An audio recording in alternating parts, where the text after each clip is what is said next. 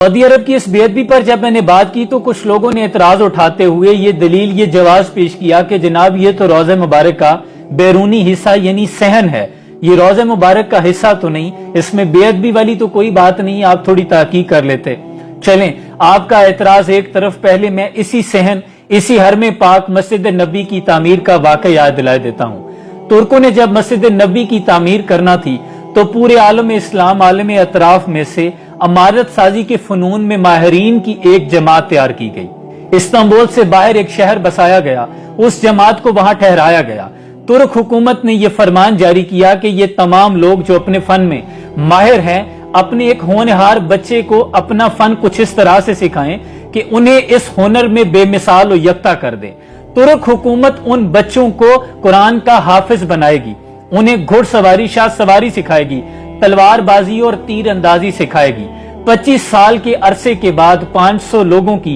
एक जमात तैयार हुई जो कि बाअमल कारी कुरान थे, जो शाह सवार थे, जो सच्चे सुच्चे बाअमल मुसलमान थे।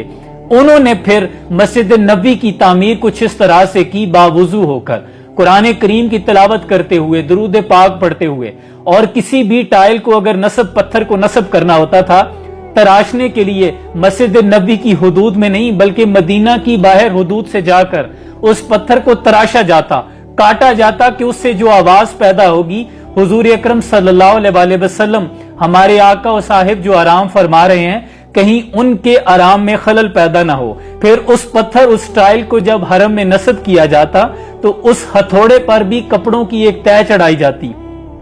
उसके बाद उस टाइल और पत्थर को यहां नस्ब किया गया और यूं रोजा मुबारक और इसके अतराफ का ये सहन, जिसे देखकर आप कह रहे हैं कि यहां गाड़ियां लेके चलना बेअदबी नहीं है, तो क्या वो तमाम तुर्क जो थे, जो इसकी तामीर में मशगूल थे, वो तमाम के तमाम लोग मोहब्बत में पागल थे? या सुल्तान अब्दुल हमीद सानी, जिसने मदीना के लिए रेलवे ट्रैक बिछाया था, और जब वो इंजन जो कोयले से चलता था मदीना की हुदूद में दाखिल हुआ, उसकी आवाज पैदा हुई, तो सुल्तान अब्दुल हमीद सानी इतने बड़े फरमा रवा बच्चों की तरह कंकरियां उठाकर उस इंजन को मारने लगे कि इस इंजन की इतनी जुर्रत कि मेरे आका के शहर में इसकी इतनी ऊंची आवाज कि मेरे हुजूर, मेरे साहब के आराम में से खलल पैदा होगा। इमाम मालिक, जिनके पास उम्दा नस्ल के घोड़े थे और मदीना की गलियों में वो इन घोड़ों पर सवार नहीं होते थे, वो कहते थे कि इमाम मालिक की भला क्या जरूरत कि मदीने की गलियों में घोड़ों पर सवार होके चलें। क्या वो तमाम तुर्क सलातीन पागल थे मोहब्बत में,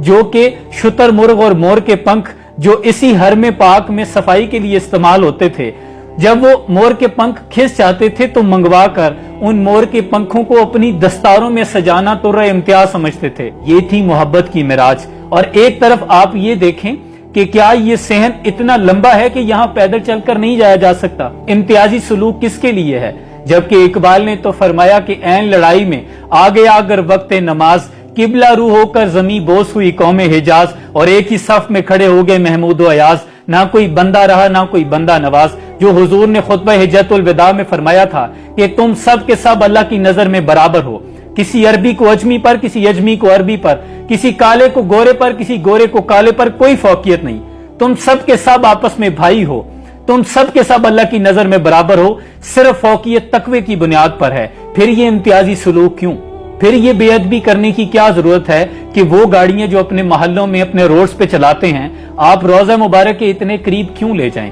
और वो लोग जो ये समझते हैं कि रोजा यहां से दूर है, मुझे नहीं लगता, मेरे नाक़िस इल्म के मुताबिक कोई 250-300 फीट का फासला होगा जहां पर ये गाड़ियां खड़ी नजर आ रही हैं। इस बेअदबी की कोई भी दलील, कोई भी जवाब नहीं बनता। अभी भी कुछ लोगों के ईमान अगर मुतजलजल हों तो उनसे सिर्फ इतना कहूंगा कि इकबाल ने फरमाया था, इकबाल यहाँ नाम न ले इल्म खुदी का, मौजू नहीं मकतब के लिए ऐसे मकालात, और बेहतर है कि बेचारे ममूलों की नजर से पोशीदा रहें बाज के अहवालों मकामात, और भरी बज़म में राज की बात कह दी, बड़ा बेअदब हूं, सजा चाहता हूं। अगर फिर भी आपको समझ ना आए तो फिर अल्लाह मान, अल्लाह हफीज। सलाम पहुंचे।